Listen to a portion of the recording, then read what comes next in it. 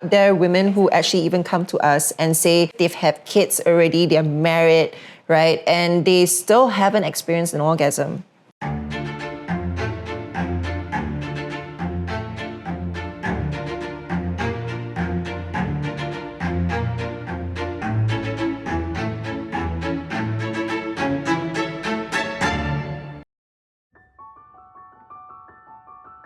To me, sex is many things.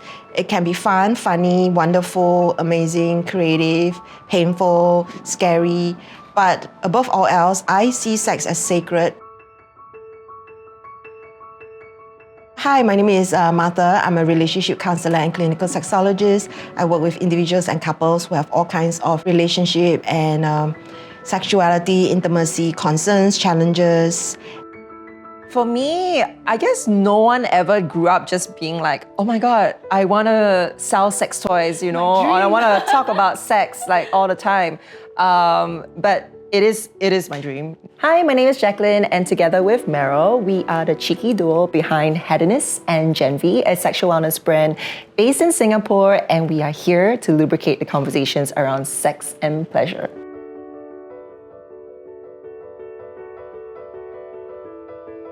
So as a sexologist in practice for 15 years now, I think one of the most common ones is that a lot of people do ask, what is normal? Is it normal to masturbate? Is it normal not to have sex? Is it normal to have sex once a week or once a month? Or is it normal not to have sex? And of course, my question is, why is it important if you're normal? So maybe there's this Asian thing where we just want to conform and belong. Walking into a sex shop has always been quite intimidating for me still. That kind of left me with a very negative connotation to exploring pleasure. So I was like, you know what, I shouldn't feel this way though. When I was shopping for my own toys in Singapore, I realized that there isn't quite a store or a brand that I resonate with in terms of the discreetness, in terms of the shopping experience being it modern and progressive. So we just started as a passion project. It was during lockdown. We had Zoom meetings once a week. One thing led to another. We started our website, we started Instagram pages. It's basically all the things I wish I had more access to in terms of sex education and that sisterhood. I didn't have that kind of environment growing up, in the sense of having the support, having friends that I can talk to about sex, because as most families in Singapore, your parents don't really always talk about sex.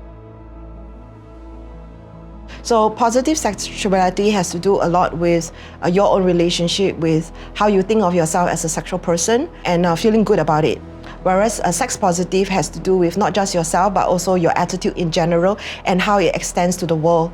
So being a sex positive person means you are also not just celebrating your own sexuality, but that of other people, and being inclusive and recognizing that everybody has a right to express their sexuality in a way that feels good for them.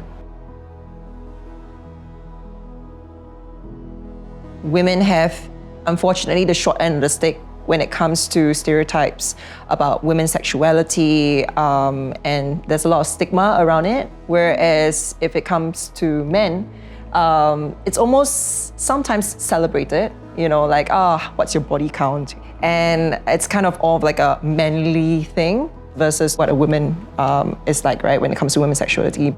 They shouldn't be judged for it. They shouldn't feel embarrassed about that as well. And definitely a woman's worth is not to be skewed down to just what her sexual activities are. We should definitely try to move away from that stereotype, and that's why we try to do more public kind of like events, collaborations, workshop to bring that message out there to help change that narrative.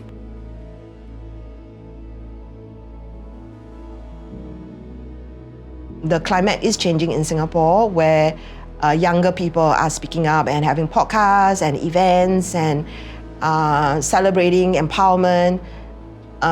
So I feel like all these voices makes a difference to the climate, which gives permission for other people to start to realize that, hey, yeah, I should be able to talk to my friends about it.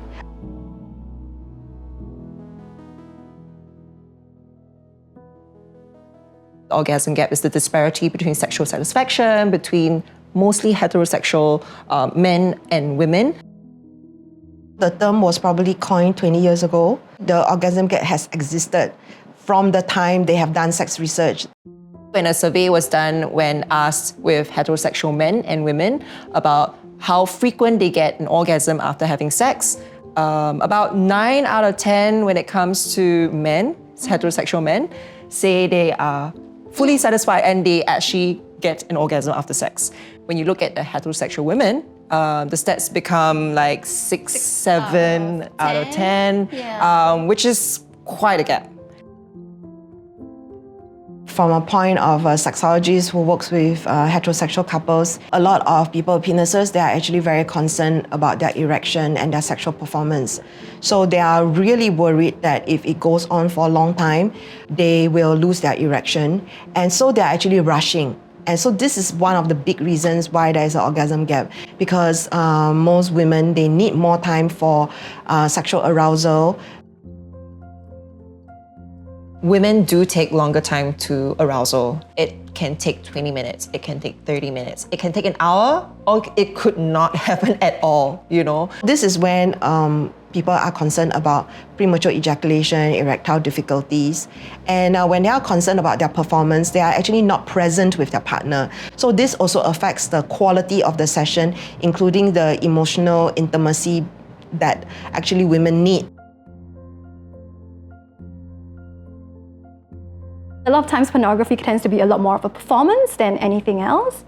Pornography puts it out there that usually the female tend to orgasm first, then the guy come, and then that's the whole concept of how sex works 101. So I think when I first started having sex, then there was a bit of a pressure from my partner. It's like, hey, have you come? But it also needs to first start from you yourself, being there, having that awareness and learning about your own body first in order to communicate. You don't have to feel that pressure. It's not because you're not performing. It's just that today, I really don't feel like it, but I still want to have sex. I want to have the intimacy, but orgasm is not what I chase because I enjoy that journey.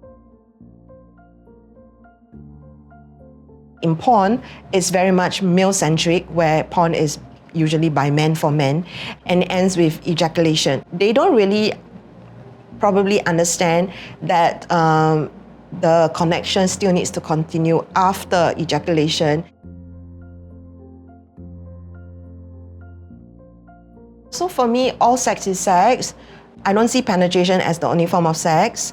It's unfortunate that a lot of people tend to do that. Men, they are very penis-centric, because if I cannot stand, which means I cannot have sex.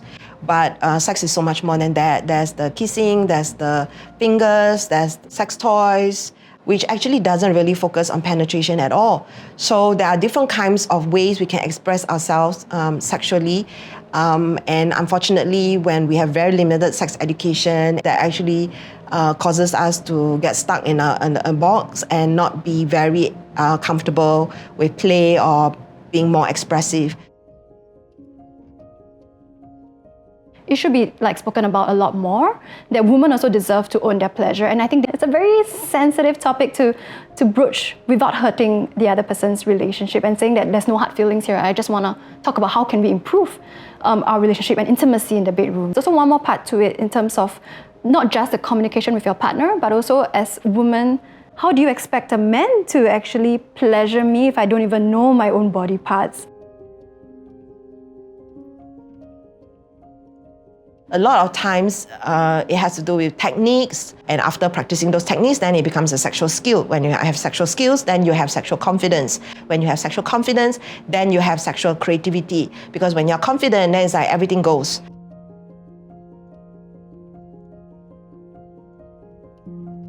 In the first 2 years of my practice, I already had 250 clients with vaginismus and or unconstipated marriage, and it has been the number one issue people come to me for. So vaginismus is a condition that happens when the vagina shuts down, making penetration difficult, impossible.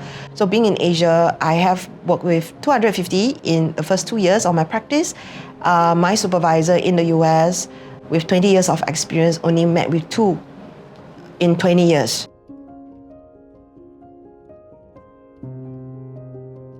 So I started to call it like an epidemic, like it's a huge, huge thing that wasn't getting any attention for a really long time.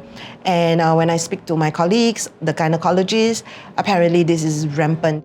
Low sex drive could be also linked to the orgasm gap, the power dynamics, the pressure to perform all the time, and just not having a partner who really understands their sexual style. A lot of people do not know how to give pleasure to their partner. And so it can happen because they don't know what they're doing. They are causing trauma and pain to their partner. And so that causes them, after repetition, to believe like, this is it, this is how it is, this is how it's supposed to be.